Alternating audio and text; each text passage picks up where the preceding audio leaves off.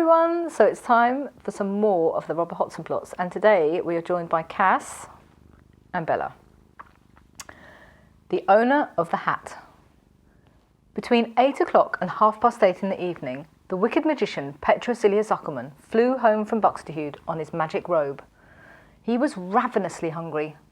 It had been a tiring day, but now that he was home, he could eat to his heart's content. He hoped the fried potatoes were ready, and he hoped there were plenty of them. The great magician landed on the castle turret. He went straight down to the dining room, sat down at the table, tucked a napkin under his chin, and clapped his hands. "Sepple!" he shouted. "Serve the fried potatoes!" There was a long silence. Nothing moved. "Sepple!" cried Zuckerman. "Serve the fried potatoes! Can't you hear me? Where are you?" Still, nothing happened. "Just you wait, lazybones," repeated the magician. "Shall I make you get a move on? This is too much." He snapped his fingers and wished for a whip. Then he ran to the kitchen. "Come here, you scoundrel," he thundered. "I'll beat you black and blue. How dare you, you wretched imp? Keep the great magician Zuckerman waiting, would you? Come here, you idler. I'll beat the living daylights out of you. I'll wallop you till you can't sit down." In his fury, the great magician thwacked the kitchen table several times with his whip. Only then did he notice that there were still 3 buckets full of unpeeled potatoes standing on the table. "What?" he cried. "What's all this? Run away from your work, have you? Thunder and lightning, I'll see you don't play any more tricks like this. Come here this minute." But though he raged and shouted and hit the table, it did him no good at all. "Aha!" snarled the great magician. "Now I know where the fellow must be hiding, but I shall find him. Oh, yes, I shall find him all right, and then he'll get to know me better." Petrosilia Zuckerman snapped his fingers. The whip changed into a lighted torch. Holding the torch above his head, Zuckerman went right through the castle. He looked in all the living rooms and all the bedrooms. He went to the cellars and up to the attics. He shone his torch into every corner. He searched every nook and cranny. He looked under the furniture and behind the curtains, but though he searched and searched, he found no trace of Caspar at all. Suddenly, the great magician had an idea. He hurried out into the kitchen garden as fast as his legs would carry him. Sure enough, there lay Seppel's hat in the middle of the parsley bed, not far from the fence. "Fire and pestilence!" The great magician Zuckerman clenched his fist and spat on the earth. The moment he set eyes on the hat, he realised what had happened. That wretched Seppel had managed to escape, stupid as he was. How did he know the secret? "However he knew, I must act quickly," thought Petrosilia Zuckerman. "He'll be surprised to find out how soon I have him in my power again, now that I've found his hat." In fact, it was easy for Petrosilia Zuckerman to bring anyone to his castle by magic, so long as he had something the person wore. "To work!" he cried, throwing his torch aside. He seized Seppel's hat with both hands and ran to his study. Where was his magic torch? Quick, he drew a circle, a magic circle. Then he drew a line across it. "There, now we can begin." Petrosilia Zuckerman put the hat in the middle of the magic circle, just where all the lines met. Then he stepped back, raised his hands and waved them about in the air. Keeping his eyes on the hat, he chanted in a loud voice, come to me, come wherever you may be.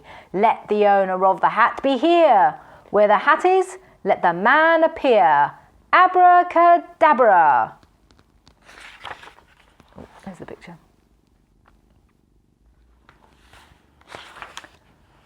The great magician Petrosilia Zuckerman had hardly finished reciting his spell when there was a mighty crash.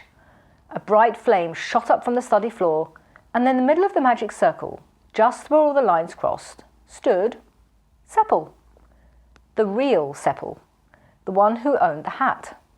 Seppel was holding a black leather boot in his left hand and a shoe brush in his right. Exactly as the spell said, the owner of the hat had appeared. It would be hard to say who looked sillier at that moment, Caspar's friend Seppel or the wicked magician Petrosilius Zuckerman. A magician of his word. Only a moment ago, Seppel had been cleaning the Robber Hotzenplotz's boots, and now here he was, all of a sudden, face to face with the great magician, Petrozilius Zuckerman. How on earth did he come to be in this castle instead of the robber's cave? And how did he get there?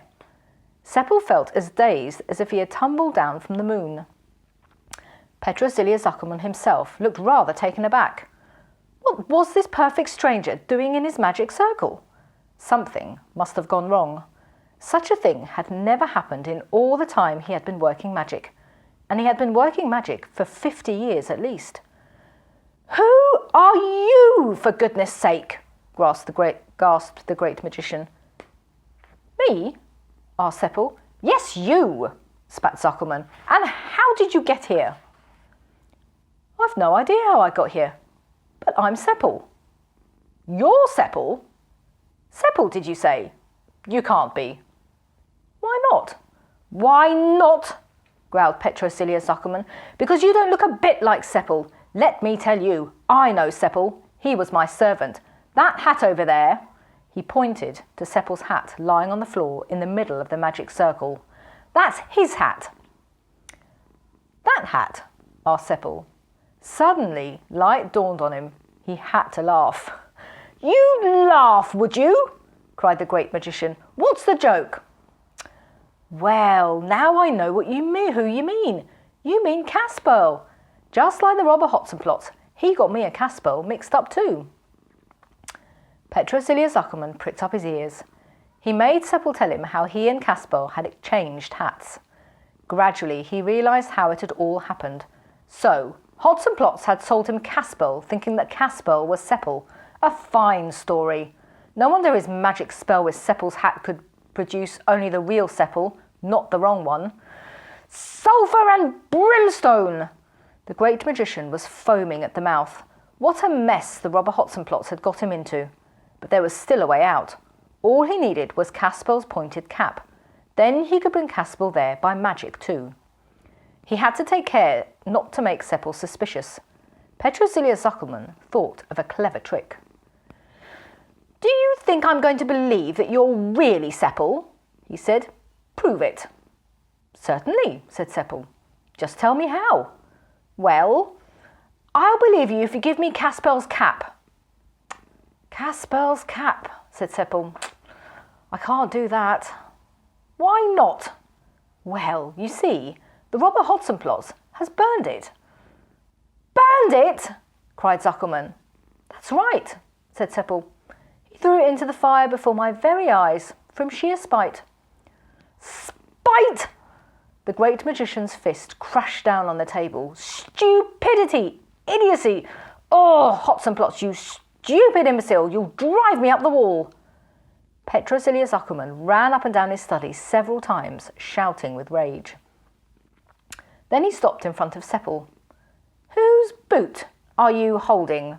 he asked. "Does it belong to Hotzenplotz?" "Yes," said Seppel. "Then give it to me. I'll soon get hold of the wretch." Hurriedly, Petrozilius Zuckerman drew another magic circle. This time he put the Robber Hotzenplotz's boot on the place where the lines crossed. He raised his arms and waved them in the air again, calling in a voice of thunder, "Come to me! Come to me! Come wherever you may be! Let the owner of the boot be here! Where the boot is, let the man appear! Abracadabra!" For the second time, the magic spell worked. There was a crash, a flame shot up, and there stood the Robber Hotzenplotz in the middle of the magic circle, looking as if he had grown out of the floor. He was wearing his warm dressing gown, and he had no shoes on. At first, he looked absurdly puzzled. Then he began to laugh. "Zuckerman! Ha ha ha ha! Old friend, what a joker you are! That's magic for you. He just casts a spell and bright spirits me here from his cave to his study. Why, look, Casper's here too. I was just racking my brains to think where he could have gone." "Shut up!" interrupted the great magician, Petrozilius Zuckerman. "In the first place, this is Seppel, not Casper. In the second place, stop laughing in that silly way this minute, or I might forget myself." "Whatever's wrong with you, Zuckerman, old fellow?" asked the Robber Hotzenplotz. Why are you in such a temper? I'll tell you what's wrong. The lad you sold me yesterday has escaped. He wasn't the stupid Seppel at all. He was Casper. Ha ha! Well, imagine that, said Hotzenplotz. But you're a great magician. Why didn't you bring the runaway back by magic? Exactly what I would have done by this time, if I could, but I can't. Can't you? Inquired Hotzenplotz. No, I can't, said Petrosilia Zuckerman. And why not? Because you went and burned his cap. It's enough to drive me crazy. Oh, you cuckoo of a robber, you silly cuckoo. Hotzenplotz drew himself up. Zuckerman, he cried, I won't put up with that sort of language. You're going too far. Me, a cuckoo? You will kindly take that back.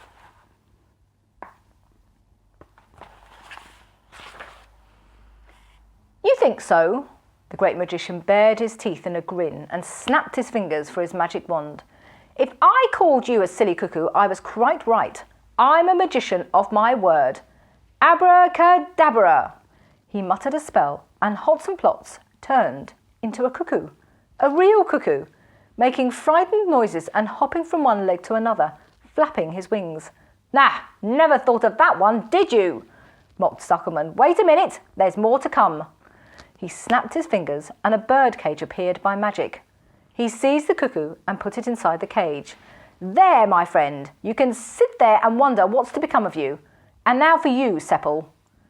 Seppel had been watching in fear and trembling while the robber Hotzenplotz was changed into a cuckoo.